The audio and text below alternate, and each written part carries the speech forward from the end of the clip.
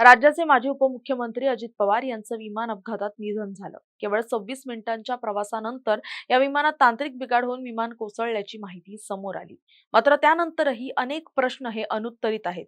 याच प्रश्नांची उत्तरं शोधण्यासाठी तपास यंत्रणा वेगात काम करत असल्याचं दिसून येतंय.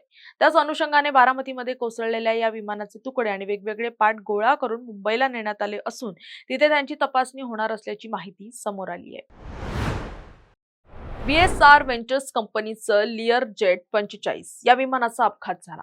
2023 मध्येही या कंपनीचं हेच मॉडेल असलेलं विमान दुर्घटनाग्रस्त झालं होतं. विमानाचे 2 तुकडे होऊन अनेक प्रवासी गंभीर जखमी झाले होते. तर याच विमानातून अजित पवारांव्यतिरिक्त मुख्यमंत्री देवेंद्र फडणवीस, उपमुख्यमंत्री एकनाथ शिंदे यांच्यासह देशभरातील अनेक नेत्यांनी प्रवास केलाय. मात्र या विमानात असा नेमका काय बिघाड झाला आणि अवघ्या 3-4 मिनिटात होत्याचं नव्हतं झालं, हे शोधणं अत्यंत गरजेचं आहे.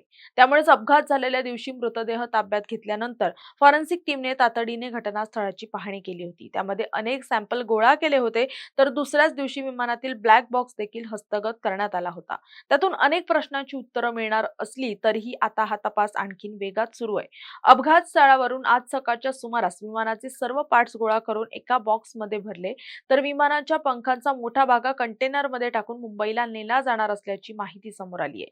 तिथे या सगळ्याची आणखी काय तपासणी होऊन अपघातामागचं नेमकं कारण शोधलं जाणार आहे. त्यामुळे या सगळ्या तपासामधून नेमकं काय समोर येतंय हे पाहणं आता महत्त्वाचं असणार आहे. तुमची car, electric panel, data server आगीपासून सुरक्षित आहे का?